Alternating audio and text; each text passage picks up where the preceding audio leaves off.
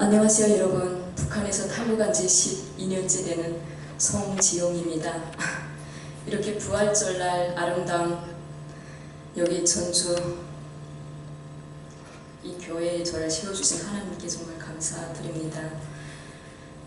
제가 탈북해서 대한민국에 나온 지 엊그제 같고 탈북할 때 두만강을 넘었는데 그 두만강을 넘던 그 장면이 바로 어제 같은데 벌써 시간이 이렇게 흘렀습니다. 그리고 또 오늘 이 부활절날에 저를 이 교회에 세워주셨는데 다 하나님의 의미가 있다고 생각합니다. 그래서 여러분들 앞에서 저의 삶을 간증하게 돼서 감사하고요. 하나님께도 감사드리고 또 우리 목사님과 유선욱 장로님께도 감사드립니다. 저는 밑에 내려와서 하겠습니다. 너무 높은 데 서서 하니까 조금 그렇네요. 밑에 내려와서 해도 될까요? 저는 고향이 함경북도 샛별군이라는 여기로 말하면 지방 읍에서 태어났습니다. 제가 아마 TV에 나왔는데 그때 아마 방송국에서 번고향이 저를 평양이라고 하면서 자꾸 평양이라고 띄워주더라고요. 그래서 저는 그 작가분들에게 사실 나는 평양이 아니다. 어머님 아버님은 본 고향이 평양이고 정말 이제 그 평양에 본 토대가 있지만 저는 고향이 함경도다. 그러니까 어떻게 된 사연인가 물어보시더라고요. 그래서 저희 아버님 어머님 정말 오리지널 평양 태생이 맞고요. 76년도에 저희 아버님이 평양에서 자동차 이제 화물 트럭 운전수를 하셨는데 그때 이제 잠깐 실수로 사고를 쳐서 그 과오로 인해서 평양에서 추방당했습니다. 그래서 함경북도 이제 우리 지도에서 보면 그 함경북도라는 것이 제일 꼭대기에 있는데 두만강하고 마주된 경원이라고 했습니다. 그래서 우리 이씨조선시대 경원이라는 것은 서울 경에 월 원자를 써서 서울 이제 이씨조선 이제 그 사대부들 중에서 죄를 진 사람들을 서울에서 멀리를 유배보낸다고 해서 경원이라는 것이었는데 김일성이 이제 거기 왜 경원이냐? 내가 인도하는 내가 이제 다 이제 내가 보살피는 것은 이렇게 이제 못쓸 땅이 아니다 해서 샛별이라고 이름을 붙였었거든요. 그래서 저희 집은 쉽게 말하면 중국에 있는 연변조선족 자치주 훈춘시 바로 앞에 있습니다. 그래서 두만강을 바로 끼고 있고요. 저희 집에서 이렇게 딱 이렇게 멀리 보면 중국의 이제 불빛이 반짝반짝 막 빛나고 중국에서 이제 음력설에 보름 동안 휴식하지 않습니까? 그때 이제 막 폭죽 막 쏘면 딱 저희 집에서 이렇게 보면 폭죽 쫙 쏘는 게 다 보이고 그렇게 이제 중국에서 이제 그 자동차가 지나가는 것까지 다 보일 정도로 저는 이제 북한의 그 산간지대 변방에서 태어났습니다. 다행히 저희 이제 본가집들이 다 평양에 계시다 보니까 그 방학이면 제가 평양에 와서 한 달씩 놀고 또 지방에 내려가고 평양에 와서 또 이제 겨울방학에는 그냥 평양에 와서 계속 돌아치는 거예요. 평양에서 그냥 망경대구역 갔다 여기 갔다 저기 갔다 지하철 탔다 이렇게 돌아오는 거 촌놈이 와가지고 지금 평양 구경하는 거죠. 학원 또 지방에 내려가고 또 겨울방학 때기를 손꼽아 기다리고 이렇게 그러다 보니까 제가 함경도에서 태어났지만 기차를 타고 8살부터 평양에 그냥 오르락내리락 했습니다. 북한에서는 거주 이동의 자유가 없는데 학생이다 보니까 저는 이제 신분증이 아니고 그때는 북한에서 말하면 여기는 주민등록번이라고 했는데 저희는 출생증이라고 하거든요. 어른이 되기 전까지 그 출생증 한 장을 딱 가지고 차폐를 떼가지고 그러다 보니까 북한에서 또 함경부터 제일 꼭대기에서 평양까지 북한에서 전기가 잘 이제 통해서 기차가 잘 다닐 때도 그냥 차표 한 장 떼가지고는 동생하고 같이 평양에 가서 한 달 동안 막 또 놀다가 또 이렇게 내려가고 이러다 보니까 평양을 손금 보듯이 하고 평양 실정을 누구보다 지방에서 태어났지만 아는 거죠. 그래서 제가 방송에 나가서 내가 평양에 갔을 때는 이랬다 이렇게 말을 하는데 사실은 제가 평양 태생이 아닙니다. 그래서 어머님 아버님이 평양분이다 보니까 여기도 이제 지방마다 많이 다르잖아요. 그러니까 평안도 말은 평안도 사투리는 좀 부드러우면서도 악센트가 좀 높아요. 이랬습니다 저랬습니다. 근데 저희 함경도는 어떻게 말하는지 알아요? 이랬습니다 저랬습니다 그랬습니다 뭐 이렇게 오르락내리락 이게 되게 심해요. 그래서 저는 평양 어머님 아버님이 평양말을 하시고 또 평양에 많이 드나들고 이러다 보니까 평양에 가면 이제 지방에서 온 사람들을 좀 이제 천대하는 그런 게 있어요. 야, 너 쩐놈이지, 쩐놈이지 이러는 거예요. 그러니까 내가 자존심이 상하니까 쩐놈이라는 그걸 티를 안 내기 위해서 평양말을 하는 거예요. 왜냐하면 엄마 아빠가 평양말을 그냥 하다 보니까 나도 평양 사람인 것처럼 행동하는 거예요. 기레시요? 기레시요? 아 기레시요? 뭐 이렇게 말하고 지방에 와서는 또 함경도 애들하고 막 쓸리다 보니까 함경도 애들 그랬다 저랬다 이러면서 함경도 말씀. 그러니까 저는 자유자재로 이렇게 막 그러다 보니까 여기 와서 서울말도 짬뽕도 되고 또 북한에서 표준어로 방송을 하다 보니까 북한말에 또 고정되어 있는 부분도 있고 사람들이 저를 만나면 너는 북한에서 왔는데 어찌 보면 북한말 쓰는 것 같고 어떻게 보면 또 서울말 잘 쓰는 것 같고 흉내를 잘 낸다 이런데 사실 저는 북한에서 평양 사람이 아닙니다. 그래서 북한에서 평양 사람인가 평양 사람이 아닌가 이거를 이제 여기 오면 타육자들 중에서 3만 명 중에서 서로 이제 고향이 어디예요? 하면 평양이에요, 평안도예요, 함경도예요 이러잖아요. TV에 나오시는 분들이 80%가 함경도입니다. 평양에서 오신 분들이 없다는 거죠. 평양을 북한에서는 안쪽이라고 하고 함경도는 산간지대 이제 그 변방이라고 하거든요. 그래서 대부분의 탈북자는 다 이제 변방 쪽에서 왔습니다. 그래서 평양 쪽에서 들어왔다는 분들도 다 평양에서 우리처럼 추방됐다가 나오신 분입니다. 그래서 저는 태어나서 이제 저희 오빠까지는 평양에서 태어났고 저는 함경도에서 태어났고 제 동생도 함경도에서 태어났고 그래서 저희 아버님이 저를 뭐라고 불렀냐면 너는 평양 사람도 아니고 함경도 이제 한라거이라고 한라한라 하는 데서 태어났다고 이제 그런 말씀을 많이 이제 하셨어요. 하나님께서 왜 저희 집을 추방시켰는지 저는 그건 잘 모르겠습니다.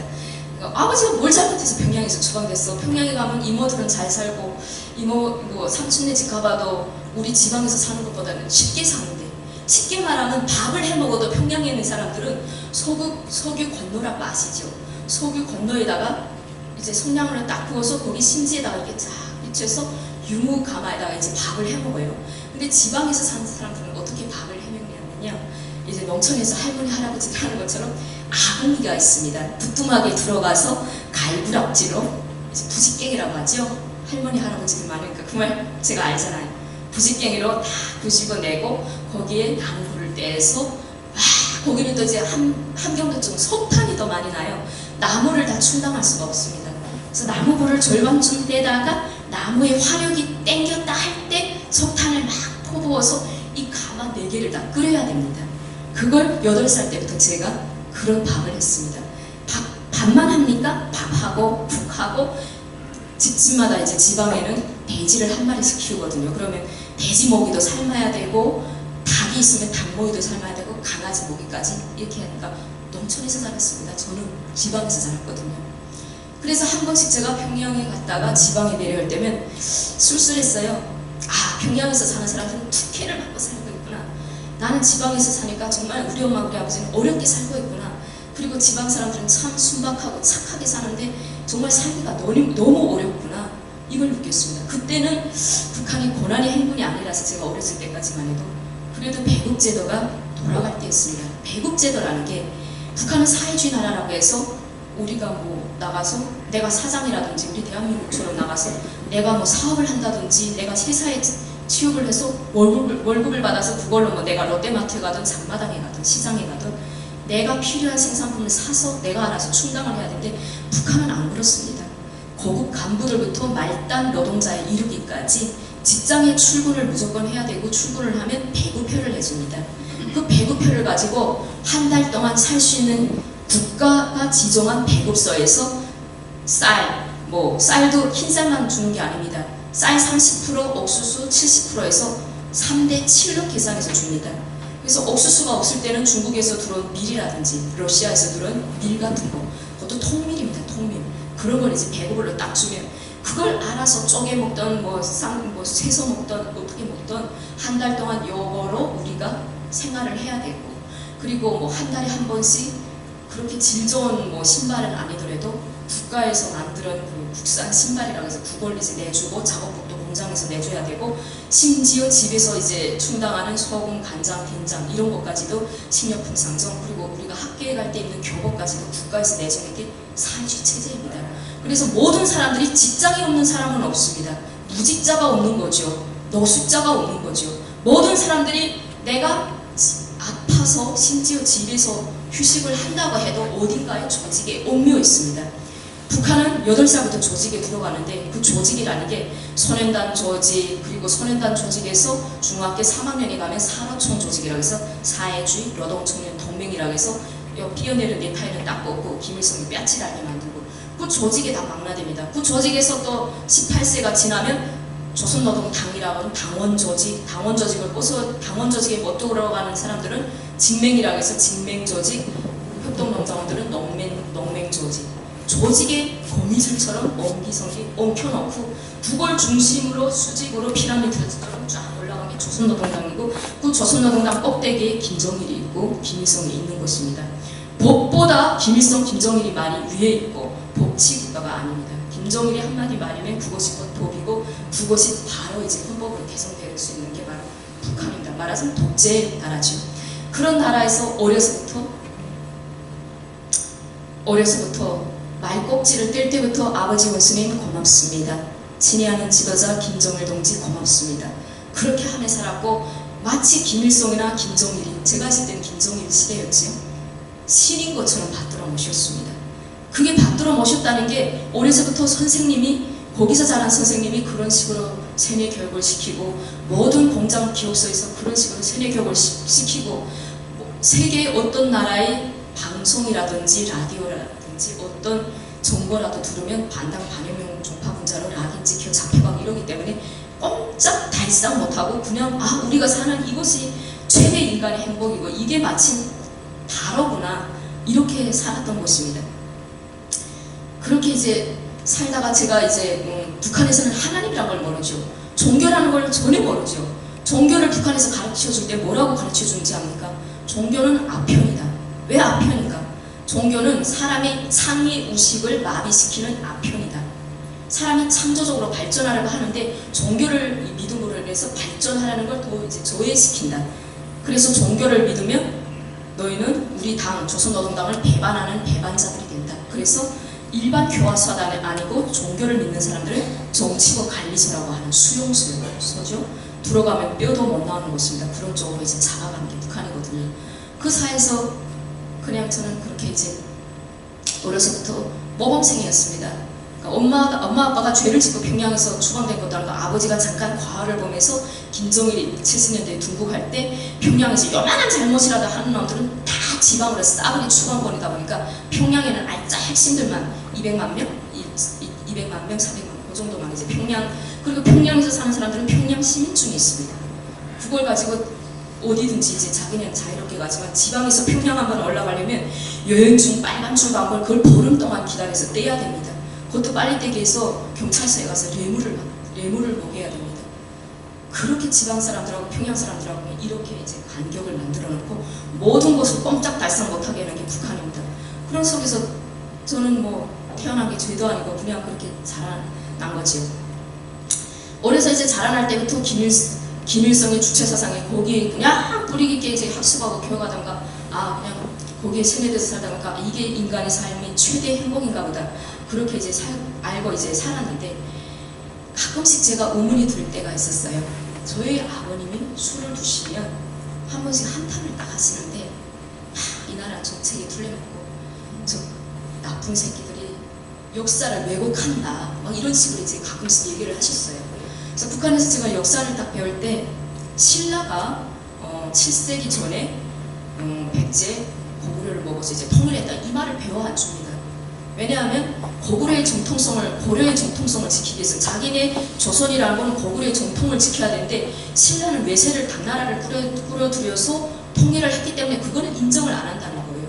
그래서 우리나라 북한에서는 어떻게 배워지냐면 신라가 외세를 꾸려들여서 고구려를 이제 백제를 멸망시키고 고구려를 멸망시켰다 이렇게는 배워주는데 그걸 통일이라고 안 하고 첫 통일은 왕건의 통일을 우리나라 첫 이제 통일 역사를 이끈 건 왕건이라는 개성에는 송악산에는 왕건이라는 이 사람이다 이렇게 배워졌거든요. 근데 저희 아버님이 이 역사가 다 거짓말하고 있어. 사실은 신라라는 나라가 통일을 했어. 좀 믿지 말라 이제 이러는데 저희 어머님이 왜 그래요? 당신 온 집안 몽땅 다 정치범이 가야 맛보가시오? 거기서 저희 어머님이 속상하니까 막 그러시는 거예요. 술 드시면 저희 아빠가 한탄하는 소리가 한두 개를 어렸을 때 딱 들으면서 우리 아버지가 이 나라에 불만을 가지고 계시는 분이시라고요. 이거를 조금 각척을 했는데 표현을 못하는 거예요. 저희는 우리 아버지가 이 나라에 불만을 가지고 계시는구나. 이제 그걸 알았는데 또 어느 날 또 술 드시고는 할아버지에 대해서 또 막 역사를 하는 거예요. 저는 저희 친할아버지 어떻게 생겼는지 어떤 분이셨는지도 몰랐는데 저희 어머님하고 저희 아버님이 어느 날 가정싸움을 막 하시는데 신분 싸움인 거예요. 신분 싸움. 저희 어머님이 저희 아버지한테 이제 속아서 결혼을 하신 거예요. 저희 아버님이 당원도 아닌데 저희 어머님을 꼬시기 위해서 자기가 조선노동 당원이라고 거짓말 한 거예요. 그러니까 저희 어머님이 북한에서 살려면 신분이 중요하기 때문에 당원인 줄 알고 그 남자랑 이제 사랑하겠다고 하고 같이 따라다녔는데 알고 보니까 당원이 아니고 그냥 직맹원인 거예요. 그래서 거짓말쟁이라고. 어떻게 당신이 당원이 될 수 있냐? 당신의 아버지가 분홍이었다는데 분홍이라는 걸 아세요? 분홍? 네? 분홍 아시는 분 아마 어르신들 알아요. 자, 우리 조선시대 때 지수가 있고 그 밑에 누가 있었죠? 분홍이 있었고 분홍 밑에 뭐 이제 그 중농도 있었고 서작인도 있었고 건홍도 있었고 김영도 있었습니다. 아마 인터넷 지금 다 나와요. 제가 뭐 길게 다 풀지는 않을게요. 그 중에서 지수 다음에 그 마름이라고 부르는 분홍은 지수 밑에서 같이 이제 땅도 같이 가지고 있고 서장농도 가지고 있고, 그러니까 자기네 땅을 빌려주고 얼마 나한테 바치고 얼마 너 먹어라, 이게 이제 서작하는 거죠. 그걸 이제 분홍이라고. 북한에서는 김일성이 딱 러시아를 등에 업고 나와서는 토지 조사부터 다 해서 아시죠? 국가 땅 몽땅 다 지수 분홍들이 땅 몽땅 다 몰수해가지고 그 땅을 농민들의 처음에는 무상으로 쫙 주니까 김일성을 떠받들었어요.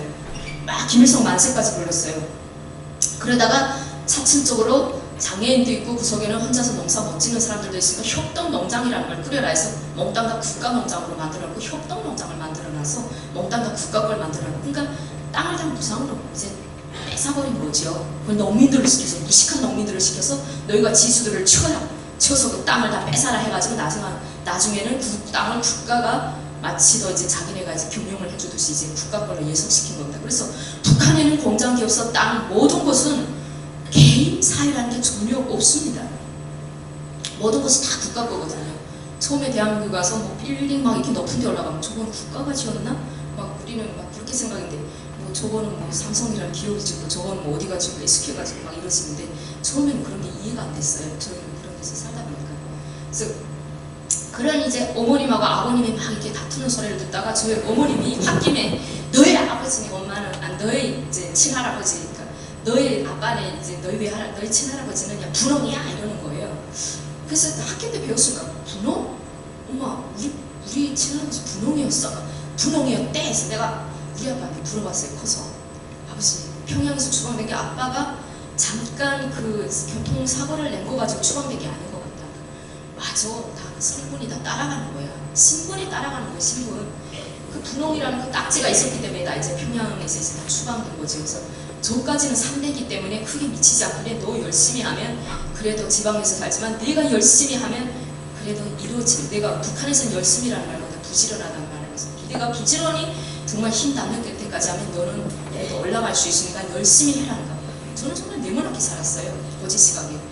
직장에나 학교에도 눈바람이 치고 뭐 어째도 한 번도 학교에 이제 안 가는 일이 없고 그냥 학교에서 토끼 가정 내라 꼬마 모든 것이 다 무상교육이라고 하는 대신에 말하자면 그런 사적인 내라는 게 너무너무 많거든요. 그런 걸 다 이제 소화하면서 그걸 막 이렇게 내야 되고 막 그러니까 너무너무 힘든데도 불평 불만 안 하고 나는 국가에 더 열심히 해야 되겠다. 더 잘해야 되겠다. 근데 어떻게 이제 학교에 이제 다니다가 음악 선생님이 저희 이제 교과서에 있는 발표를 보더니 너는 화술에 누구보다 이제 취미가 있는 것 같다. 한번 화술 쪽으로 좀 배워줘야 되겠다면서 저를 음악실에 오라고 해서 제가 이제 음악수업에 들어가게 됐어요. 그래서 제가 거기서 이제 화술을 배우게 되는데 제가 이제 학교 딱 졸업할 때 되면 북한에서는 대학교 가는 것도 추천서를 줍니다. 그래서 성분이 좋은 집 애들한테는 김일성 종합대학이라든지 여기로 말하면 연고대 같은 추천서를 이렇게 쫙 주는 거죠. 그러나 이제 성분이 안 좋은 거는 선생님들이 벌써 다 알거든요. 그러니까 너는 어느 전문대, 너는 어느 전문대 가서 시험 쳐봐라 해서 추천서를 이렇게 다 주는데 저는 제일 낮은 대학이요. 탄감 쪽에 언송기계대학이라는 게 이제 전문학계죠. 추천서를 딱 받았어요. 그래서 차례지는 떡이라도 열심히 먹자.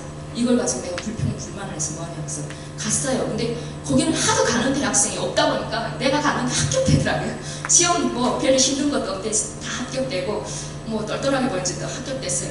제가 딱 학교를 졸업하고 대학에 딱 들어가는 순간에 고난의 행군이라는 게 북한에 딱 닥치더라고요. 고난의 행군이요. 북한에서 말이 고난의 행군이라는 게 말하자면 뭐냐면요. 북한의 이 배국제가 무너나 버린 거예요. 그러니까 말로는 북한 당국에서는 미국과 그 추종 세력들이 우리 북한을 압살 정책을 한다. 그러니까 지금으로 말하면 봉쇄 정치가 하잖아요. 그거랑 비슷하게 봉쇄 정치가 하는 데다 북한은 바람이 많고 산이 많고 돌방이 적은 나라여서 농사를 지으면 이 한랭전선이라는 이제 찬바람 기운을 많이 받아서 벼본 강냉이돈 이게 잘 되지 않아요. 낙정은 원래 옛날부터 농사 짓는 이제 땅이었고 우리가 일제 강점기 때도 이제 북한 쪽은 전기, 탄광, 뭐 이런 광물 이런 게 많았잖아요. 그러다 보니까 농사를 지으면 잘 안 돼요. 거기다가 가뭄까지 겹치고 그 다음에 경제적 봉쇄까지 당하다 보니까 이 배급제도가 무너나 버렸어요. 배급표가 아빠가 이제 직장에서 단 배급표가 이만큼 쌓였는데 배급소에 가면 식량이 없기 때문에 배급을 안 주는 거예요. 그러니까 북한에서 고난의 행군이라는 그런 이제 시기가 왔는데 내가 딱 그때 대학을 가게 됐어요. 저희 아빠도 그때 이제 공장에서 저희 아버지가 기술자였어요. 탄광을 위해서 축전지를 만드는 그 축전지 안에 들어가는 용액, 알칼리나 유산이라는 그걸 이제 발효를 시키는 공정에서 일을 했는데 그걸 공정하는 과정에 가스가 엄청 많이 나옵니다. 거기서 한 10년, 20년을 일하시다 보니까 저희 아버님이 기침을 자주 하셨는데 12살에 저희 아빠가 내가 딱 사회 나와서 돌아가시더라고요. 그래서 저희 아빠가 돌아가고 저희 이제 형제 이남이녀, 저희 어머님 그리고 내가 학교까지 가고 이러다가 오빠는 군대 나가고 맏아빠 만나고 그러다 보니까 갑자기 저희 집안에 이렇게 휘청거리는 거예요. 그래도 뭐 배급을 제대로 줄 때는 어머님이 뭐 배급소에 가서 배급표를 타오고 뭐 오빠가 배급표 받아오면 배급표 타오고 뭐 이렇게 이제 생활을 했었는데 배급을 안 주니까 우리 집뿐만 아니라 다른 집들도 배급을 안 주니까 직장에 다니는 사람들은 지금 뭐 농사를 지어본 적도 없고 협동농장원들은 농사를 지으면 분배를 가을에 주거든요. 근데 직장에 다니는 사람들은 뭐 걱정할 수가 없는 거예요. 그러니까 막 사람들이 뭐 어떻게 해야 될지 몰라서 뭐 산에 가서 소나무 껍질 벗기면 그 안에 하얀 부분이 있습니다. 그걸 벗기면 송기라고 하거든요. 송기를 벗겨서 뭐 옥수수감에다 절구에다 치서 그 양재물기를 빼고 그걸 치고 또 치서 그걸로 뭐 떡도 해먹고 죽도 써먹고 들판에다가 미나리, 달래, 뭐 산에 가서 무슨 산나물, 버섯 별난 거 다 캐오고 그걸로 그냥 정말 풀주고 써고 그래서 이제 직장에 나 그래도 무단결부는 안 된다는 거예요. 왜냐하면 사회주의가 붕괴된다고 해서 배고파도 배를 움켜쥐고 직장에 나오라고 하기 때문에 사람들이 빽빽 말라서 직장에 막 나와요. 그러면 직장에 나왔을 때 말을 딱 시켜보면 그 사람이 이빨을 보면 그 사람이 오늘 뭘 먹고 나왔는지 딱 티가 납니다. 이빨이 새까만 사람은 도토리를 먹고 나온 사람이고 도토리를 그냥 삶아서 순물을 그냥 우려서 그냥 그 도토리를 소금에다 해서 범벅에서 먹고 나온 사람이고 이빨이 파란 사람은 풀만 먹고 나온 사람이고 죽을 먹던 밥을 먹은 사람은 이빨이 그래도 노랗든가 하얗습니다. 그래서 그때 이제 18살, 19살, 20살, 21살 이때는 한창 18살부터 북한에서는 이제 공민이 되는데 그때 처녀 시절이에요. 처녀 때잖아요. 18살, 19살 되니까 애들이 밖에 나가면 웃치하는 거예요. 웃으면 이빨이 보이니까. 이빨 보면 나의 뭐 프라이버시가 나 이제 들통이 나는 거예요. 그래서 말을 시키면 입을 딱 막고 이렇게 말을 하고 딱 보면 티가 나는 거예요. 그래서 밥술이나 먹고 다닌다는 애들은 그나마 이제 중국에 친척이 있다든지 아니면 째포라든지 째포라는 게 일본에서 70년대 망경봉어 타고 넘어오신 분들이에요. 북한에 이제 김일성이 그 해요작전에서 이제 망경봉 넘어와서 일본에다 편지 써서 뭐 돈 좀 오면 그걸 뭐 식량 사서 먹고 아니면 협동농장에 다녀서 뭐 농사 짓는 집들 정말 하늘 아래에서 살면서 먹을 게 없어서 이렇게 사람들이 굶어 죽는 현상을 저도 처음 당했어요. 그러니까 밥을 먹어도 잡곡밥은 먹어봤거든요. 통방내 주면 그걸 이제 쌀처럼 만들어서 항공밥이라고 해서 노란 밥은 먹어보고 뭐 밀로 뭐 밀가루를 이렇게 쪄서 밀빵도 먹어보고 뭐 옥수수빵도 먹어보고 이렇게 했는데 이렇게 풀을 쑥떡이라고 하면 쑥이 20% 들어가요. 그게 쑥떡이지. 쑥이 90% 들어가고 쌀가루가 10% 들어가고 그게 쑥떡입니까? 아니에요. 그것도 모자라서 막 풀죽 써먹고 그리고 애들이 키가 안 자라는 거예요. 키가 안 자라고 시장이라고 하는 장마당에 나가면 그냥 이사 노래 부르던 그런 애들보다 더 작은 애들이 요만한 애들이 나와서 그냥 막 음식 장사하는 사람들과 막 독쳐가는 거예요. 그냥 이렇게 딱 기회를 보고 있다가 남자애들은 확 독쳐가고 여자애들은 이렇게 다가가서 좀 주세요 해서 어른들이 국수 한 그릇 사먹고 국수 국물 남으면 그걸 이렇게 쭉 받아서 먹고 그게 바로 97년도부터 2000년도까지 이제 저는 그때를 겪었습니다. 다행히 저희 어머님이 집에서 가축을 하셨는데 돼지를 크게 키우셨거든요. 그러다 보니까 저희 어머님이 그 돼지를 협동농장에서는 그 돼지가 필요해요. 왜냐하면 자기네가 이제 농사를 지려면 분소마다 이제 돼지를 한 마리씩 잡아서 지원자들에게도 먹이고 뭐 하다못해 그런 걸 해야 사람들에게 용기를 줘서 뭐 일을 하잖아요. 그러니까 이제 그 돼지를 한 마리씩 가져가고 사가거든요. 사갈 때 이제 서로 이제 이 돼지를 가져가고 가을에 뭐 벼를 200kg 주겠습니다. 쌀을 뭐 옥수수를 300kg 주겠습니다. 이렇게 협약서를 체결해서 가요. 그러면 저희 어머니는 무상으로 그냥 무료로 먼저 돼지를 외상으로 주거든요. 그러면 가을에 가서 우리 어머니가 자루를 3개 가지고 협동농장에가 지켜요. 나 분배 줄 때면 자 내가 돼지를 줬으니까 돼지 값을 달라고 해가지고 그 지키지 않으면 또 주지도 않아요. 외상으로 먹은 거는 내일 보자면 또 잘 주지도 않아요. 지켜서고 있다가 분배 줄 때 가서 깡 자르고 받아서 미약가에다 끌어가지고 와요. 그러다 보니까 아마 고난의 형식에 저희 어머님 없었으면 저는 어떻게 살았을까 이렇게 생각되네요. 근데 저는 이제 그때 대학에 가서 한참 그 기계대학인가 그걸 이제 막 배우고 했는데 배고파서 저럼이 안 오는 거예요. 밤에 딱 놓으면 여자애들끼리 침대 3개 이렇게 딱 하나 1층, 2층, 3층, 4층 이제 4명이 이제 한 호실에 딱 들어있는데 배고프니까 먹는 여자들이 원래 있는 얘기를 잘하는데 배고프니까 먹는 얘기를 하는 거예요. 두부에다가 막 끓이면서 거기다 간장 딱 넣어서 먹었으면 좀 잠이 올 것 같다 막 이러는 거예요. 그러면 야 너 내일 우리가 막아줄 테니까 집에 갔다 오라. 집 가까운 애들한테 집에 갔다 오라 해서 너 출석부를 내가 사인해 주겠다고 애들끼리 짜요. 그러면 한 명이 집에 갔다 오면 옥수수를 이만큼 닦아가지고 와요. 그러면 그 4명이서 그 옥수수 막 먹어요. 먹고 또 물 땡겨서 물 쫙 먹고 다음엔 또 내가 집에 갔다 와야 돼요. 4명이서 골고루 이제 그 간식을 나가야 되는 거예요. 그것도 얼마나 힘든지 모르겠더라고요. 저는 집에 가서 옥수수 가루떡 같은 거 가져와가지고 그 이제 물 딱 넣고 소금 넣으면 떡이 되는 거 있거든요.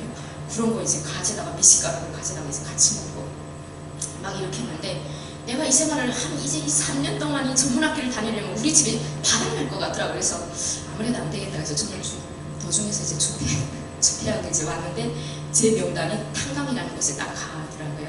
그래서 거기 가면 이제 탄강밖에 없거든요. 5,000명이 그 제대군인들을 무리 배치를 시키다 보니까 제대군인 5,000명이 있는 탄강, 수직객 400m인데 이 탄강을 위해서 배터리를 만드는 줄종지 공장이 존재하고 뭐 건설 직장이 존재하고 공무 직장이 존재하고 기계 직장이 존재하고 그 모든 그 거기는 노동자 군이다 보니까 그 탐방을 위한 거예요. 그 석탄은 진짜 좋은 게 나오는데 400m 이제 수직계물이 쫙 내려가고 거기에 이제 제명단이 딱 가 있는 거예요. 그래서 이제 처음에 이제 그 노동과장이라는 사람이 딱 저를 데리러 와서 그러더라고요. 자, 송지영 씨는 대학교에서 이제 딱 이제 그 중도하고 왔으니까 우리 이제 탄강에 이제 다녀야 되는데 출근을 안 하면 무달 결근을 해서 교화소에 보내버리겠다. 딱 이제 저한테 오퍼를 주더라고요. 배급을 안 줘도 직장에 안 나오면 저는 반대하면 이 국가를 반대하는 사람이 돼버리는 거예요. 그러다 보니까 저희 집은 백도 없고 힘도 없고 이러다 보니까 알았다고 하고 지금 다음날부터 이제 딱 출근을 하고 먼저 탄강을 저희한테 이제 실습을 딱 시켜요.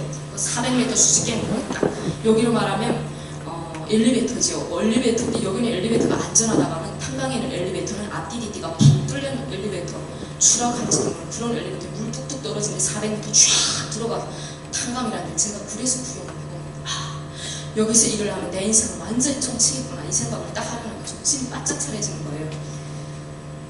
나 어떻게 하나 이 탄강이라는 곳에서 나는 빨리 이제 나가야 되겠다. 여기서 내가 해방되는 길은 여자는 시집가는 길, 남자는 없습니다. 남자는 예물을 줘서 어떻게 고주를 떼서 다른 데를 옮겨야 되는데 그거는 정말 힘든 일이거든요. 여자는 한 번 날 수 있어요.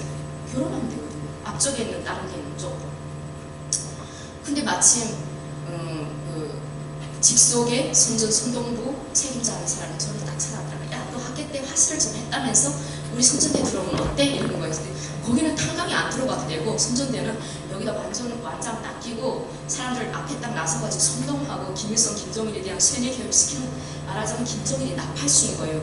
그래서 북한 사람들이 막말하면 너랑 매니저라고 우리한테 부르고 이제 공식적으로 북한에서 부르는 거는 저희한테 너희는 당의 나팔수다 이렇게 이제 명칭을 주는 거예요. 그래서 제가 거기에 이제 들어가게 됐습니다. 그래서 거기 들어가서 이렇게 마이크를 딱 잡고 밑에 이제 나팔수들 끌고 다니는 거죠.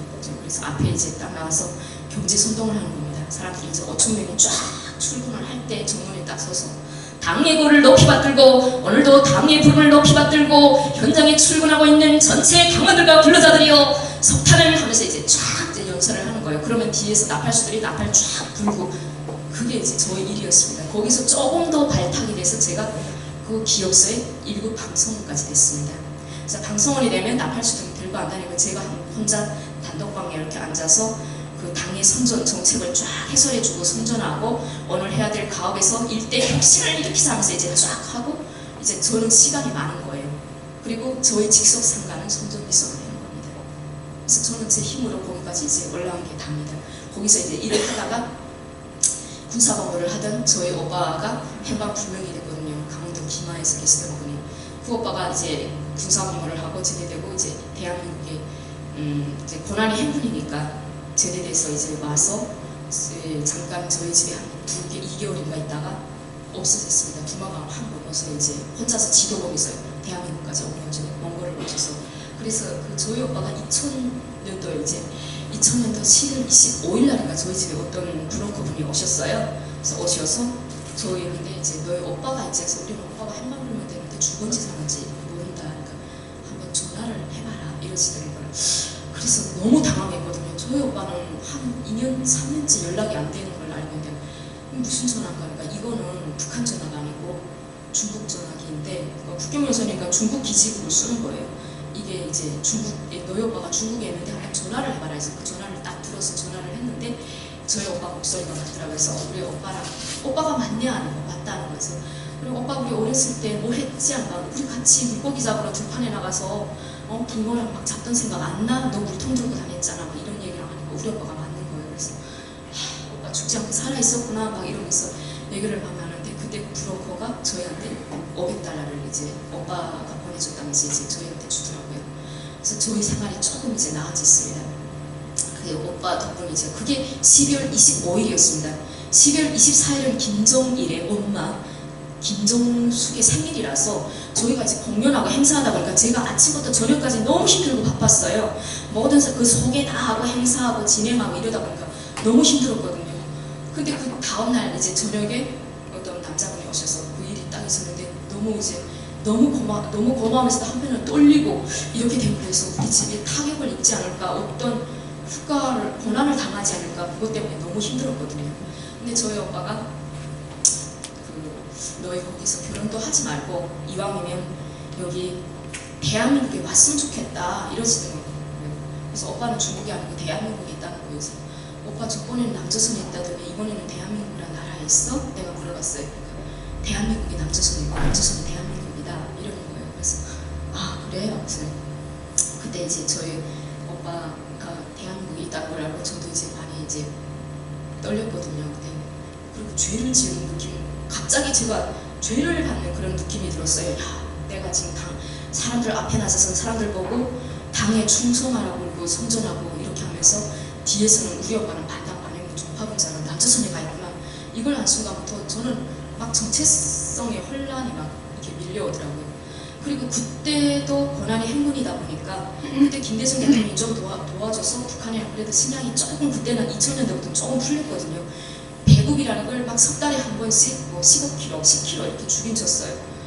풀렸는데도 사람들이 산에 가서 나무 헤어고 그리고 막 죽어가는 영양 이미 몇 년 동안 먹고 못 먹고 굶주림에 시달리다 보니까 영양실조 걸려서 죽는 사람들은 너무 많고 그리고 아침에 일어나면 그 주변의 사람들이 한두 명, 서너 명 없어지는 거는 보통 일도 아니었어요. 저희 주변에서도 정말 사람들이 많이 없어졌거든요. 두만강이 가깝다 보니까 아침에 일어나면 누구누구 행방불명 됐다 하면 당위원회에서 벌써 조사가 딱 들어갑니다. 누구누구 행방불명 됐으니까 이 사람 분명 중국에 넘어가지 않으면 남조선으로 넘어갔다. 이렇게 딱 얘기하거든요. 그러면 저희는 아침에 딱 그 명단을 이렇게 딱 보거든요. 딱 보면 오늘도 이제 우리 군급에서 몇 명의 행방불명 되고 사라졌구나. 대한민국은 그러니까 여기다 있더라고요. 우리 고장에서 없어진 사람들. 그때가 고난의 행군, 그때도 항상 고난의 행군, 2행군, 1행군 이렇게 넘어갈 때니까. 그러면서도 이제 저희 오빠가 오라고 했는데 저는 그때 올 생각을 못했어요. 고지시 가다 보니까. 그래서 좀 생각 좀 해보겠다고. 그리고 우리한테 좀 전화하지 말라고. 저번에 보내준 거 보면 우리 고맙게 잘 살고 오빠도 거기서 잘 살았으면 좋겠다. 그리고 더 이상 우리하고 좀 연락 좀 끊었으면 좋겠다. 이러다가 우리 온 가족이 다 정치범에 가면 어쩌냐 이렇게 이제 했습니다. 그렇게 한 얘기를 하고 저희 오빠는 저는 아무래도 얘는 뭔가 안 할 사람이다 이렇게 느꼈겠죠. 그러니까 제 동생하고도 전화 통화를 한 거예요. 여자 동생.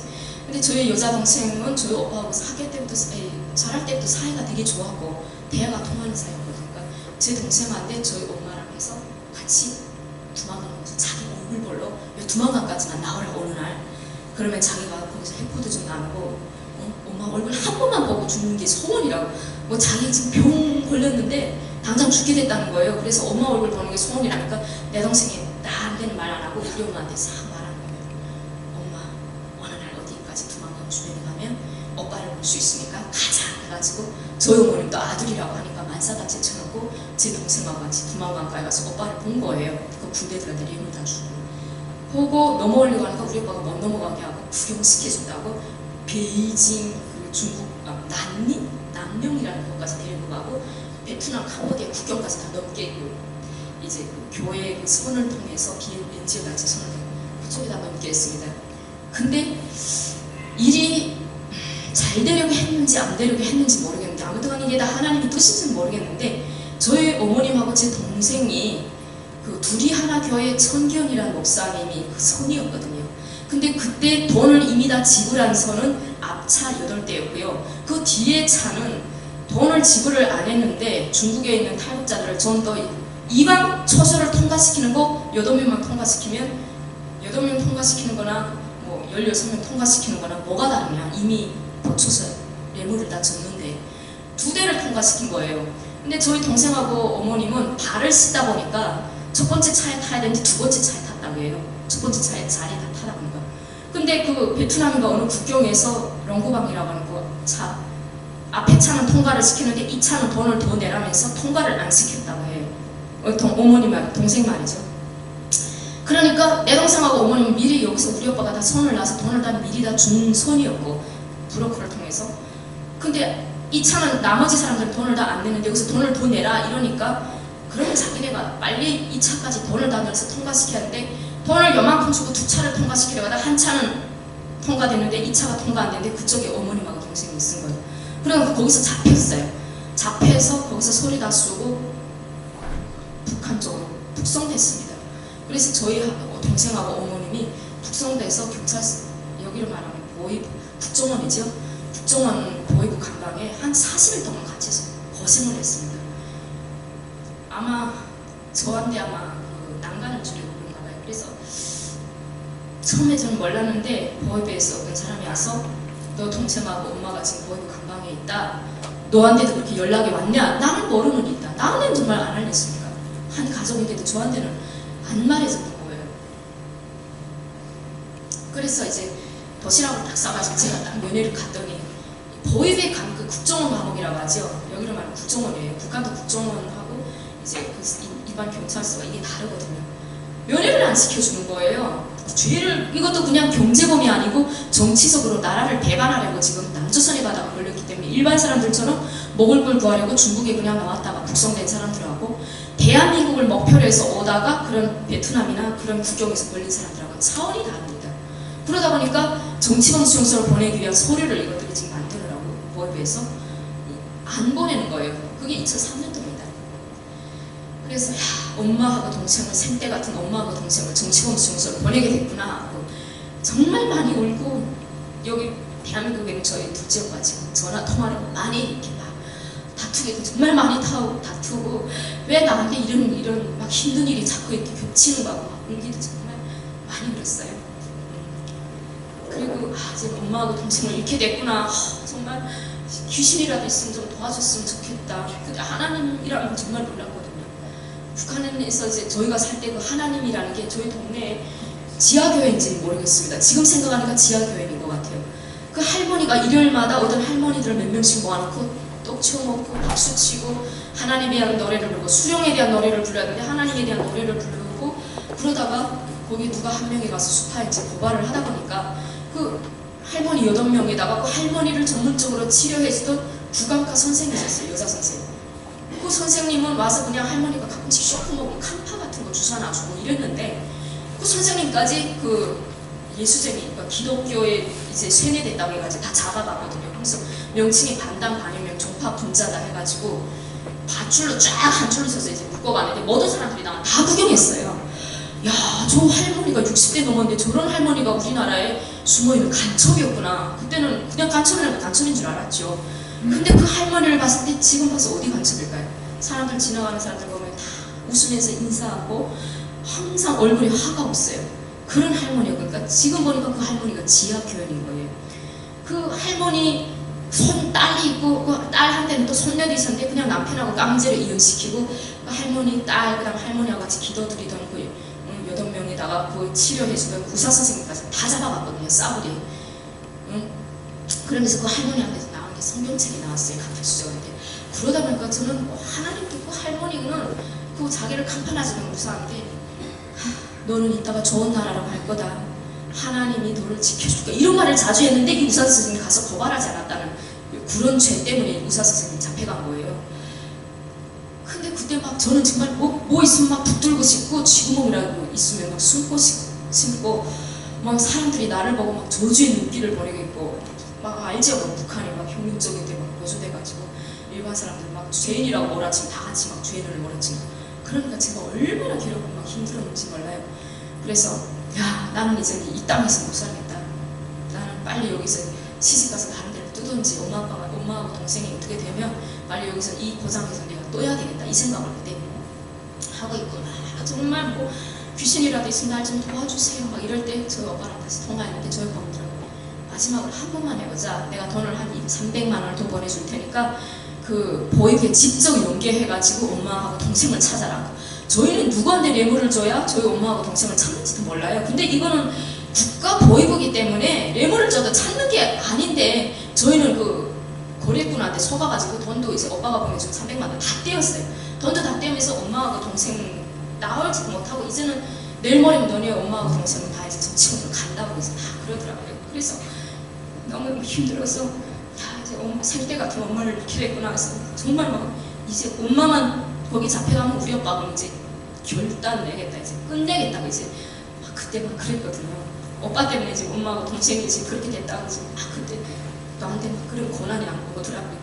근데 마침 그때 2002년도에 아마 김대중 대통령하고 북한의 김정일이 사이가 좋은 때였던 것 같습니다. 지금 생각하니까 갑자기 누가 도와준지 모르겠는데 그 큰오빠 친구가 경찰서에 있는 분이 저희 집에 와서 알려주기를 야 이번에 김정일 장군님께서 광폭 정치를 펴면서 첫 번째 중국에 들어갔다 잡혀나온 사람은 남조선을 뛰려고 했던 사람이건 중국에 뛰던 사람이건 다 용서해주라고 했다더라. 이러면서 갑자기 엄마 데리러 오라는 거예요. 그러니까 저희 엄마하고 동생은 뛸 생각을 안 했는데 남조선에 있는 둘째 오빠가 꺼두겨가지고 두만강을 넘게 됐고 자기도 몰랐는데 잡힌 거 보니까 베트남이더라.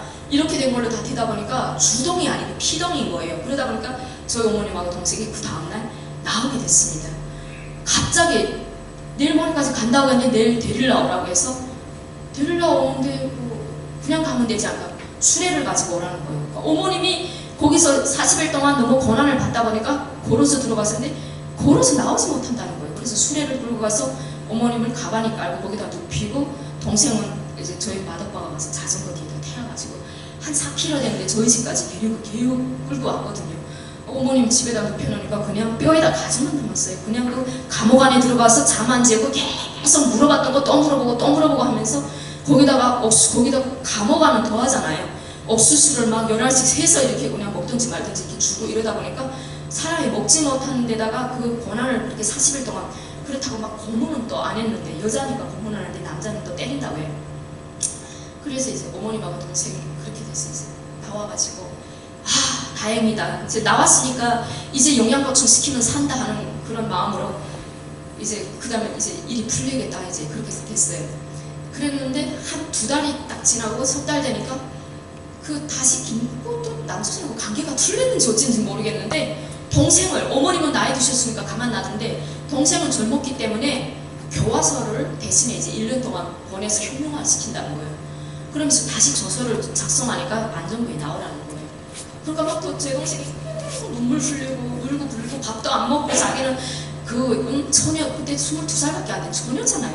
교화시에 처녀가 간다는 게 잘못한 것도 없는데 그냥 오빠 때문에 이제 중국에 들어와서 그 대한민국 반려당 사표지에서 나왔는데 뭐 요만한 건 남이가 한 번도 도둑질해본 역사도 없고 이랬는데 지금 갑자기 이런 죄를 안고 감옥에 간다니까 제 동생이 그 나약한 마음에 살겠으니까 막 울고불고 밥도 안 먹고 그러는 거예요. 그래서 제가 그때 생각을 했어요. 내 동생은 내가 살려야 되겠다 이 생각을 딱 하게 됐어요. 그래서 나랑 같이 오빠 있는 남자선을 뒤자! 이랬어요. 그랬더니 내 동생이 언니가 가면 자기도 가겠다는 거예요. 자기는 지금 뭐 어떻게 붙잡을 곳이 없는데. 그래서 오빠한테 전화했어요. 오빠 내가 정말 내가 중국을 거쳐서 갈 테니까 길을 좀 열어달라 했어요. 그랬더니 저희 오빠가 그때 저희 엄마하고 동생이 잡혔을 때 원래 교회를 다녔거든요. 남설운회교라고 아시는지 모르겠어요. 서울에 있거든요. 거기서 저희 어머니와 동생 잡을 때 기도를 그렇게 열심히 중보기도를 해주셨다고 해요. 그러면서 그러더라고요.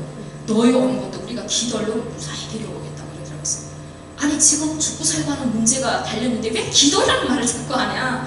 너무 지금 속상하고 우리는 지금 막 한 시간이 막 급하고 막 한 시간이 너무너무 초조한데 하나님이 다 예배해가지고 너희 무사히 오니까 걱정하지 말아라.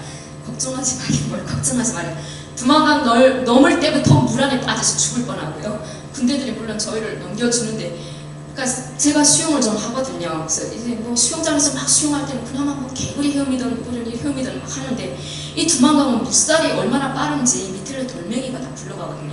제 동생은 아예 수영을 못하고요. 저는 뭐 앞에서 막 이렇게 그래도 수영을 하는데도 앞으로 나아가질 않아요. 물이 이렇게 물살이 세니까. 그리고 내가 직선을 건너겠다고 해도 이렇게 건너게 되거든요.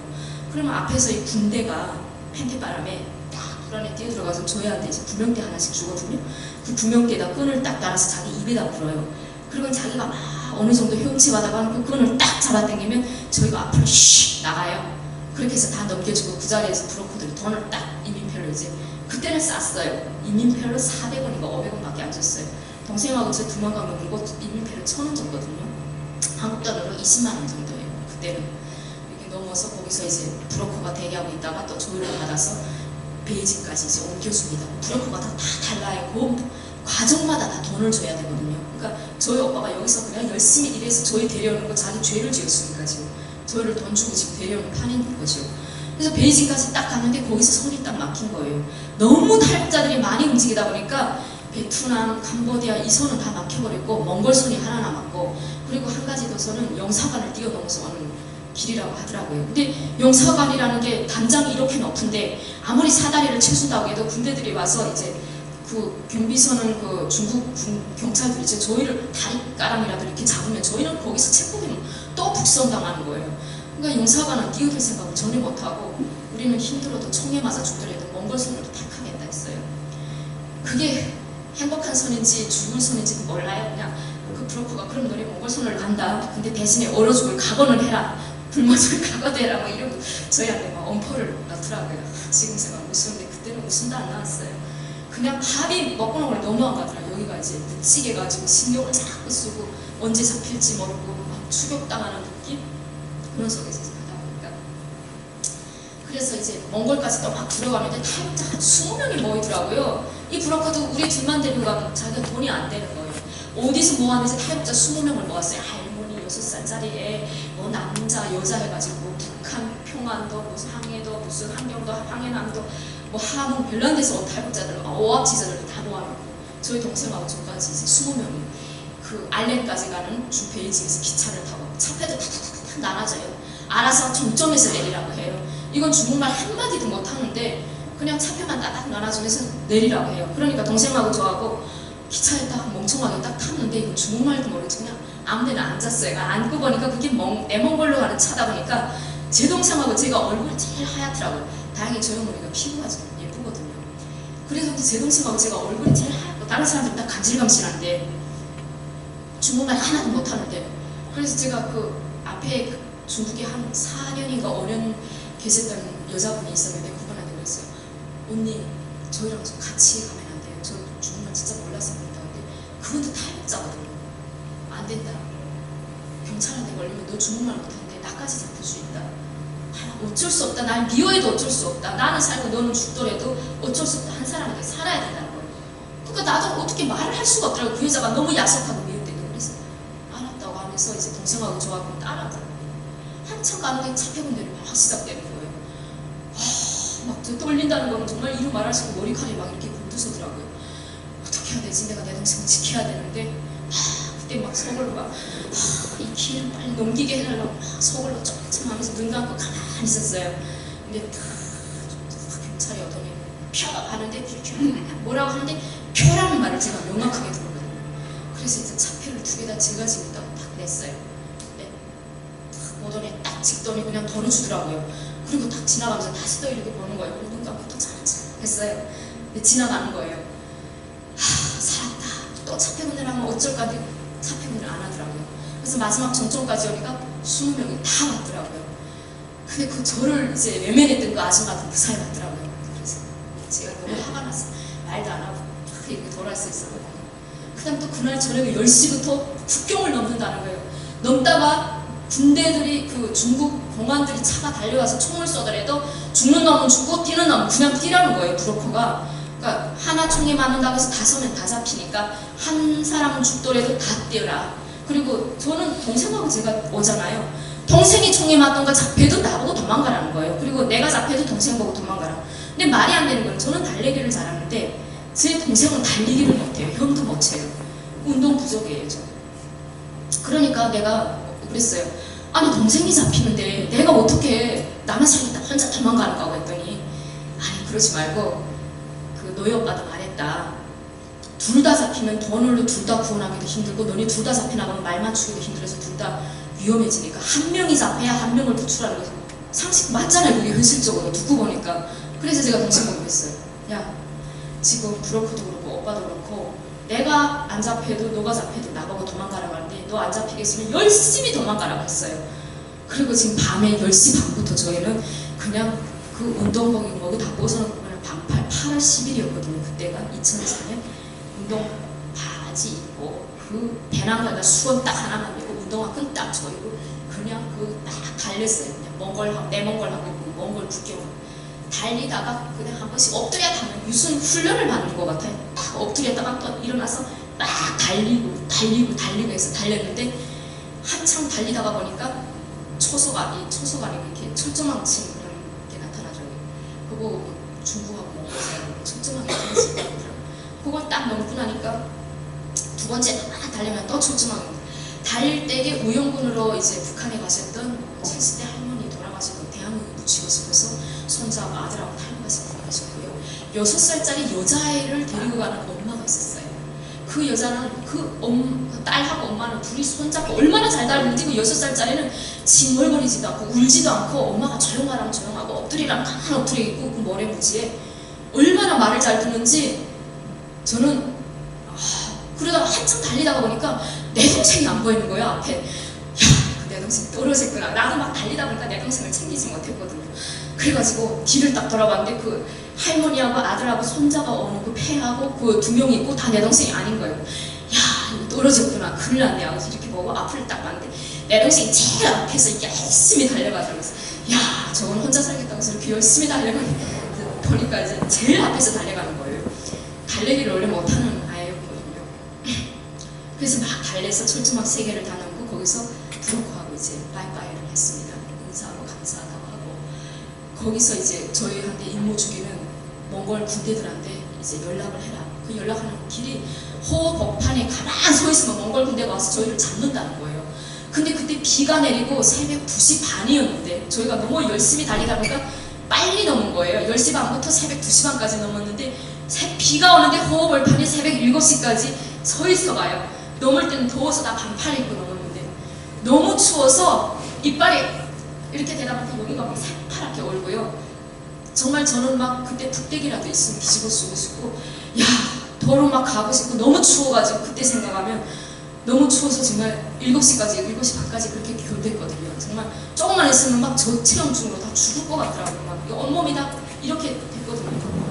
근데 진짜 말 타고 찌뿌 차 타고 저쪽에서 몽골 군대들이 이따만하게 생긴 군대들이 총 메고 막 달려와서 저희를 막 생포하고 잡더라고요. 그래서 코리아? 너시 코리아? 막 이러면서 김정일? 막 이러는 거예요. 하면서 바디랭고 있으면서 말 다 나가면서 이제 북한에서 우리가 왔다. 러시아 말을 하더라고요. 아직 누가 떠 있잖아.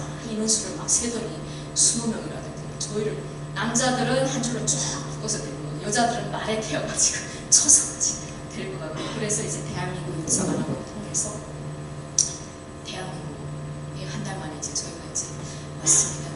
와서 대한민국에 와서 국정원에서 한 1개월 반을 조사를 받고 주민등록증을 만들고 또 하나원이라는 데서 대한민국 사회생활을 한 3개월 학습시킵니다. 지하철 탈 때는 뭐 이렇게 타고 카드로 타고 은행에서 돈 뽑을 때는 이렇게 뽑고 뭐 이런 걸 다 배워줍니다. 그렇게 이제 시간이 대한민국까지 오는데 저는 브로커를 통해서 아주 빨리 온 거죠. 빨리 속전속결로. 근데 계산을 해보니까 5개월이 걸렸고요. 집에서 떠나서 대한민국에 와서 집까지 딱 가는 데까지 대한민국까지 들어오는데 대한민국 비행기 타고 인천공항에 내리는데 5개월이 걸렸고요. 또 교육받고 조사받고 이러는데 또 4개월인가 걸렸습니다. 그러다 보니까 2004년도에 떠났는데 대한민국 생활은 2005년도 1월부터 이제 시작했죠.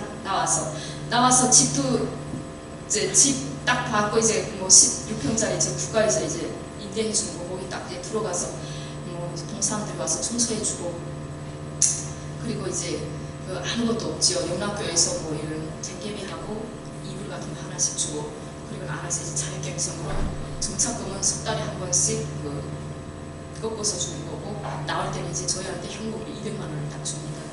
동생 100만 원, 저 200만 원, 이제 300만 원 가지고 나오고 나와서 100만 원어치 컴퓨터 딱 사고 그리고 50만 원 가지고 동대문 시장에 가서 둘이서 옷을 사입고 그리고 나머지 뭐 관리비 내고 뭐 내고 뭐 이러다 보니까 100 얼마 있어. 그리고 이제 저희 친구들한테도 전화를 합니다. 하나문에서 나온 친구 너는 뭐 했냐? 나오자마자 브로커한테 돈 다 떼어가지고 일전도 없다는 거니까 걔는 중국에서부터 이렇게 내가 한국에 도착하는 즉시로 당신한테 500만 원을 돈으로 주겠습니다. 이런 걸로 오는 애들인 거예요. 저는 오빠가 있어서 미리 돈을 주다 보니까 그렇게 오지 않지. 돈이 없어가지고 걔는 식당에 알바 나간다고 그러면서 사발 가시로 나갔는데 사발 부시로 왔다고 했더니 사발을 다 까부신 나게에서 쫓아오냈다고 그러더라고요. 이렇게 적응하기가 이제 힘든 거죠. 그래서 이제 저도 이제 그러면 돈을 벌어야 되겠다 해서 식당에 딱 나갔습니다. 식당에 나갔는데 그것도 낮에는 안 되고 밤에만 나오라고 하더라고요. 그래서 밤에 나가고 낮에는 펜시코어라는 문방구에 갔거든요. 그래서 문방구에 가서 막 아르바이트를 하는데 일주일 만에 사장님이 애들이 막 들어오는데 펜시코어, 스탬플러, 스탬프, 걸판지 이런 말을 모른다고 너무 한국 생활을 너무 모른다고 저를 쫓아버리는 거예요. 그 일주일 동안 일한 그 시간당 4,000원짜리 돈을 딱 주면서 그래서 거기서 이제 쫓겼습니다. 이제 쫓겨가지고 이제 울면서 이제 집에 와가지고 이제 북한에서는 그래도 사람들 앞에서 사람들을 선전하던 사람이었는데 여기 와서는 내가 설 자리가 이렇게 없단 말이에요. 막 울고불고 막 난리쳤거든요. 그리고 오빠한테 전화해서 오빠 때문에 내가 대한민국에 와가지고 얼마나 슬프고 힘든지 아는가 막 이랬어요. 화상이었어요. 저희 오빠가 너 너무 심심해서 그런 것 같다. 교회에 나와라. 너희 나올 때 하나님께서 얼마나 기도해줬는지 모른다. 너 교회 나가서 뭐 하는 거고 교회 가면 하나님이 밥 주냐 떡 주냐 지금 돈 벌어야지 그랬거든요. 근데 너무 외로운 거예요. 한국 생활이 옆집에서 어떤 일이 일어나는지도 모르고 누구 하나 북한에서는 조직에 너무 얽매여 있다 보니까 그 조직 생활이 너무 싫었거든요. 간섭하고 너 뭐하냐 왜 출근을 안 했냐 왜 오늘 생활총화에 안 참가했냐 막 이러는데 아니 대한민국 가만히 있어도 누가 찾아온 사람 없어요. 어쩌다 지나가다가 불교인지 띵동하고 불교에서 왔다고 그래도 문 안 닫아요. 교회에서 왔습니다. 띵동하고 찾아오는 사람 이상한 사람들만 찾아오네 이랬는데 할 수 없이 교회 이제 저희 오빠가 이제 막 나오라고 하다가 교회 나간 거예요. 교회 남설교회 처음 등장하고 딱 나갔어요. 나갔는데 목사님께서 막 설교를 하시는데 홍성일 목사님이시라고 되게 유명한 목사님이세요. 예수님 그 말씀을 던져놨는데 원수가 왼밤을 때리면 오른밤을 들이대라 막 이러시더라고요. 그래서 그 말이 뭐 안겨 안 하더라고요. 아니 왼밤을 때리면 같이 왼밤을 때려줘야지 왜 왼밤을 때리냐 막 그것도 의문이 되고 또 지나가는 그 사마리아 여성에 대한 얘기를 막 해주시면서 나도 사마리아 사람처럼 엄청 착한 사람인데 왜 나는 이렇게 힘들게 살지? 나도 지나가는 사람 불쌍한 사람이서 나도 북한에서 꼬제비한테 빵도 주고 국수도 사줬다고 아니 내가 사마리아 사람보다 나도 더 착한 사람이라고 속으로 그랬거든요. 그 반항하는 그런 심리를 막 가졌었거든요. 그렇게 일주일이 지나고 2주일째 안 나가려니 목사님이 또 막 전화 오세요. 뭐 하는가 고 그래서 목사님 오늘 일요일인데 어디 알바라도 찾아갈래 안 나가겠다 그랬더니 목사님 그러면 지영씨 내가 교통비를 줄 테니 나오겠는가 하더라고요. 예? 목사님? 그럼 나가지 마. 그래서 교통비 주겠다는 바람에 효 약하고 교회 나갔거든요. 목사님이 한 달에 15만 원씩 교통비를 줄게. 지역만 교회 꼭 나오라. 그때 꽃돼지 목사님이었거든요. 통일선교 그때 그 목사님 정말 좋은 목사님이셨어요. 그래서 목사님, 제가 목사님 얼굴 보고 나가요. 그러면 하나님이 아직 내 마음속에 들을지 안 들을지 나도 잘 모르겠어요. 나갔는데 남설교 은혜교회 통일선교부에 또 곽 장로님이라고 계세요. 그 장로님께서 너희 어떻게 생활하냐면서 목사님, 장로님 일주일 동안 알바도 하고 공부도 하고 컴퓨터관 가서 컴퓨터도 배우고 이랬습니다 했더니 그러더라고요. 너희 지금 많이 힘들지? 목사님 힘들어 죽겠습니다. 남들은 삼겹살도 사먹는다는데 저희는 대한민국이 많은데 삼겹살도 한 번도 못 사먹었어요. 그랬더니 샤브샤브를 사주신다는 거예요. 점심에 교회에서 먹지 말고 나가서 먹자 이러시더라고요. 그래서 정말요? 그래서 나가서 정말 그럼 또 교회 올 적마다 다음에는 삼겹살 사주고 다음에는 샤브샤브 사주고 다음에 소고기도 사줄게. 거기에 꼬셔가지고 일주일마다 책가방 딱 예수님의 성경책 가지고 꼭 빠짐없이 교회 나갔는데 3년 동안 그렇게 다녔거든요. 그러다가 2년째부터 제가 그 목사님 설교를 막 듣는데 언젠가 마음이 확 열리면서 반항심이 다 사라지고 내가 왜 한국에 왔지? 이 생각 다시 막 돌아보더라고요. 내가 어떻게 한국에 오게 됐지?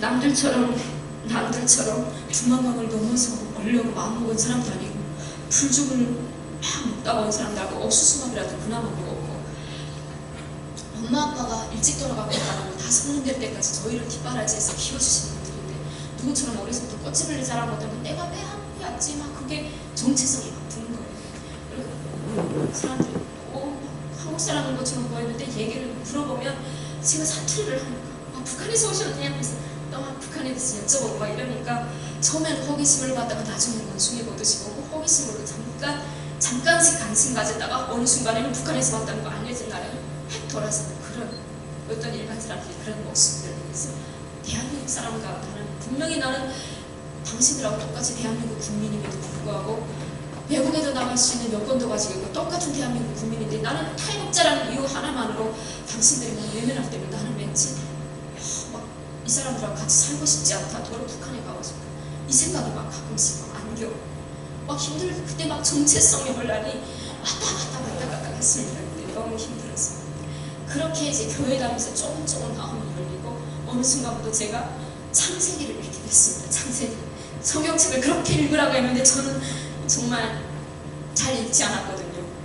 읽어봐요. 거기서 거기고 그냥 잘하고 남한테 잘하라는 소리고 남한테 그냥 한 대 얼굴 맞아도 두 대 나는 소리고 그냥 그건데 뭐 읽어봐야 뭐지 이렇게 생각했는데 어느 순간에 내가 힘드니까 창세기를 읽었어요. 창세기다.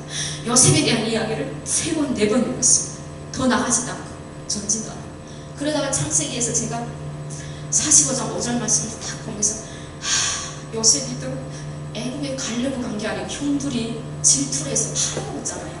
아버지 사랑을 독차지한다고 해서 그러니까 나도 대한민국에 오려고 내가 언제부터 뭐 머리를 쓰고 누구처럼 지도를 보면서 연구한 사람이고 어느 순간 내가 대한민국에 오려고 결심을 하고 여기까지 오게 됐습니다. 그리고 와서는 정체성 때문에 많이 힘들었어요. 내가 대한민국에 온 건 분명히 나한테 목적이 있다. 요셉도 애굽에 팔려가서 얼마나 개고생을 했냐. 내가 대한민국에 와서 날도 강건하게 하려고 나한테 어려움을 주는가 보다. 그래서 제가 그때 알바에서 잘렸을 때 그 사장님이 너무너무 미웠거든요. 펜시과 사장님이. 그 사장님이 저를 자르고 내려서 저는 오기가 생겼어요. 그래, 당신 잘났다. 부르줘야지. 자본주의 나라에서 잘 살아라. 내가 이제 3년 후에 당신보다 더 멋지게 되겠다. 이 마음으로 제가 북한에서 러시아를 배웠거든요. 영어를 배우기 시작했습니다. 저녁 7시부터 9시까지 탈북자들에게 무상으로 이제 봉사하면서 가서 영어를 배웠거든요. 그리고 대학교만 준비를 했습니다. 그래서 영어를 1년 반 동안 빡세게 했는데 러시아가 얼마나 힘들었는데 영어는 시작해 보니까 단어만 잘 배우면 문법은 러시아보다 아주 쉽더라고요. 그래서 영어를 이제 공부를 하고 컴퓨터는 자격증 부자에서 이제 3개월 다녀서 컴퓨터 하려고 이제 자격증 엑셀 자격증 한 번에 다 따버리고 사람이 마음을 도끼를 딱 품으니까 내가 해야 되겠다. 그러니까 이제 되더라고요. 이제 거기다가 이제 교회 가서 장로님들이 기도를 하고 시험을 보면 잘 된다 이러더라고요. 그래서 첫 하는 거는 다 해봐야지. 시험 볼 때마다 하나님 나 꼭 붙게 해주세요 하면서 이제 딱 하면 붙더라고요. 자동차 운전면허는 3번이니까 떨어지는데 마지막에 기도하니까 4번만 이제 붙더라고요. 그렇게 이제 해서 중앙대학교 관공홍보학과 이제 제가 들어갔습니다. 그래서 동생은 그때 같이 운동 못하는 여자 동생은 소방대학교 경영학과에 들어갔거든요. 둘 다 같이 대학교에 들어갔어요. 그래서 둘 다 대학교를 졸업하고 제 동생은 그 세무회계사 사무실에서 3년간 일하고 저는 대학교 졸업하자마자 서울시청에 이제 계약직 탈북자 일자리 플러스센터에서 이제 탈북자 상담을 하면 뽑는다고 하더라고요. 그때 탈북자 50명이 지원을 했는데 거기서 제가 단연 기도를 하고 면접을 받면서 그런지 모르겠는데 제가 거기서 이제 50명을 다 꺾어버리고 제가 거기서 이제 면접관에 합격돼서 이제 서울시청 공무원이 됐습니다. 계약직이지만 공무원 중 나오는 거기서 이제 3년간 이제 공부를 하고 제 동생은 세무사 사무실에서 3년간 일을 하고 그러다가 제가 또 이제 공고를 봤는데 문화체육관광부 그 국립중앙박물관에서 탈북자 정식 구급 공무원을 뽑는다는 거예요. 그러니까 200명이 몰리는 거예요. 탈북자들이. 그래서 제 동생한테 연락을 딱 줬습니다. 야, 공무원이 되려면 이렇게 준비를 해야 되고 이렇게 면접을 봐야 되고 이런 공부를 해야 된다 해서 제 동생한테 이제 줬습니다. 제 동생이 그걸 한 달 동안 제가 미리 힌트를 주고 정보를 주다 보니까 그걸 이제 막 숙지를 해서 가서 제 동생이 200명을 다 꺾어버리고 거기 가서 이제 탈북자 정식 공무원이 돼서 지금 문화체육관광부 구급 공무원으로 이제 국립중앙박물관에서 이제 근무를 한 지 이제 3년 정도 됩니다. 그걸 바꾸고 월급은 원래 그쪽이 더 많았거든요. 근데 공무원이 되면서 월급이 이제 처음 9급이니까 또 125만 원, 30만 원부터 이제 쫙 나가. 일단 공무원이니까 너무 보상되잖아요. 그래서 제 동생은 완전 공무원이 되고 저는 서울시청에 3년쯤 근무하다가 다시 하나님께서 너는 잘하는 게 방송 쪽이다. 이렇게 이제 저한테 이제 그러시더라고요. 제가 이제 이게 정식 공무원이면 제가 끝까지 이 길을 갈 텐데 계약직이다 보니까 5시간을 일을 하고 오후에는 뭐 알바를 해야 되고 이런 조건이거든요. 계약직이다 보니까. 그러니까 이게 반직거리니까 서울 생활을 할 수가 없더라고요. 그래서 사람이 새로운 길을 택할 때는 내가 지고 있는 혼밥줄을 빨리 놓고 빨리 새로운 길을 택해야 한다. 그래야 된다. 그리고 다른 사람들에게도 탈북자들이 이 일자리 플러스센터 서울시청에서 일할 수 있는 일을 줘야 된다. 내가 그냥 막 붙잡고 있으면 다른 사람이 들어올 수가 없잖아요. 그래서 내가 사표를 과감하게 내고 저는 2014년부터 방송을 하기 시작했습니다. 그래서 종편방송, 공영방송 이제 모든 데서 이제 시사 쪽에서 이제 저를 북한 아나운서라고 해서 북한의 일반 생활 경제를 아는 사람으로 이제 저는 내가 북한의 사회를 이제 중원하고 옆에서 제가 방송 쪽을 하게 되면서 특감을 많이 다니게 되고 또 이제 교회에 다니다 보면 교회에서 간중으로 이제 저를 거짓말도 하지 말고 뭐 보태지도 말고 네가 겪은 그대로만 간중해달라 이렇게 또 저한테 이제 요구하는 교회들이 있어서 가서 간중도 해드리고 이제 지금은 프리랜서로 또 대학원에 이제 가서 대학원 공부하고 분명히 나를 쓸만한 돌로 만들기 위해서 이렇게 고난을 주고 나를 불러왔을 것이다. 이제 그렇게 이제 생각하면서 지금까지도 이제 달려가고 있습니다. 지금도 우리 탈북자끼리 모여 앉으면 너는 어디로 왔지? 이런 걸 물어봅니다. 그럼 제 친구가 캄보디아 쪽 고치서 왔다, 베트남 쪽 고치서 왔다 하면 거기에 아고가 있는 메콩강이라는 데가 있다고 해요. 거기서 이제 자기네가 3명이 헤엄을 쳐서 그 메콩강을 넘는데 생리를 하는 그 탈북자 여자분을 그 아고가 밑으로 와서 이제 물어갔다. 그래서 자기 옆에서 3명이 헤엄치다가 자기하고 이쪽에만 살고 이쪽에 한 명이 물속으로 그냥 빨려 들어가서 자기네 너무 혼났다 막 그런 얘기들을 하더라고요. 그래서 내가 먼 걸로 총알을 피해서 왔는데 나는 아무것도 아니라구나. 총이 맞은 시체가 돼서 왔는데 아고강으로 메콩강을 건너올 때는 그 메콩강 아고한테 잡혀서 시체도 찾을 수가 없잖아요. 그리고 우리 같은 탈북자는 그런 어느 가정이 죽게 되면 누가 우리를 죽었는지 알아주고 슬퍼합니까? 저희만이 알 수 있는 그런 아픔인 거죠. 그래서 일단 저를 죽지 않고 대한민국까지 이끌어 주시고 또 저를 대한민국에서 잘 나갈 수 있게 또 인도해 주신 하나님 그리고 많은 장로님들, 목사님들 위로의 말씀 주시는 고마운 분들 정말 감사합니다. 지금도 또 북한 땅에 남아있는 형제들 그리고 지금도 탈북하고 계시는 분들 그런 분들 아직 지금 북한 경제가 많이 또 어려워지고 있다고 합니다. 북한이 수출권을 만들고 그래서 또 세계 각국에서 경제 공세를 가하고 있고, 그래서 구속에서 죽어나는 것은 우리 불쌍한 이제 백성들 뿐이죠. 기득권들은 뭐 그렇게 조인다고 해서 쉽게 죽지 않습니다. 짜내면 있거든요. 그렇지만 힘도 없고 백도 없고 돈도 없는 제일 말단 노동자, 농민, 그런 일반 사람들이 죽어나가는 거죠. 그런 사람들, 뭐 탈북자 중에는 우리 강윤도 교수님처럼 고위급에 계시다가 일반 사람들이 생활을 모르다가 오신 분들도 있고, 외교관으로 나오셨다가 쉽게 오신 분들도 있고, 저처럼 탈북을 해서 오신 분들도 있고, 북한에서 풀숲도 없이 먹다가 그냥 브로커도 없이 두만강 넘어서 어떻게 구르다가 대한민국까지 오신 분들도 있고, 정말 각계각층 다양한 분들이 많은데, 이게 우리 한국적에 너무 아픈 슬픔이라는 거죠. 이런 슬픔이 다시 이제 되풀이되지 않기 위해서는 북한의 김정은이 빨리 죽든지, 북한 사회가 빨리 개혁 개방으로 나오든지, 그렇게 돼서 다 같이 똑같은 삶은 아니더라도 밥술이나마 먹고 인간이 웬만한 자유를 느끼고 살 수 있는 그런 날들이 빨리 왔으면 좋겠습니다. 그리고 또 여러분들이 북한을 위해서, 북한 주민들을 위해서 기도 많이 해주시고, 또 이 땅에 온 3만 명의 탈북자들, 제주도부터 서울까지 3만 명의 탈북자들이 쭉 깔려 있습니다. 그런 탈북자를 봤을 때 내가 물질적으로 지원을 못해줄 당정, 마음속으로 위로의 말 한마디가 그 사람들에게 얼마나 힘이 되는지 모릅니다. 정말 저는 북한에 더룩하고 싶었지만 교회에서 그 장로님, 목사님들이 저를 그렇게 15만 원 줄게 또 교회에 나와. 정말 지금 생각하면 제가 돈 때문에 교회 나가면 어느 순간 하나님한테 이제 내 마음을 내려놓고 고백하게 되고, 장로님들이 나 맛있는 거 사서 거기에 좋으면 좋다고. 정말요? 막 그때 25살이었는데 제가 26살 때였는데, 그때 제가 생각하면 부럽고 창피하지만 어쩔 수 없는 겁니다. 그러면서 내가 마음을 열게 되고 알게 되고, 지금도 제 아들이 9살입니다. 저번에 학병총회를 오라고 해서 갔는데, 처음에는 제가 한국 사람인 줄 알고 반갑게 잘 대해주시더라고요. 아이들 정보도 물어보고. 그래서 저는 한국도 좋은 사람들 만났네요. 정말 기뻐서 막 이랬는데, 다음 날부터 길에서 딱 보니까 안녕하세요 인사니까 인사도 안 받고 쌩 까는 거예요.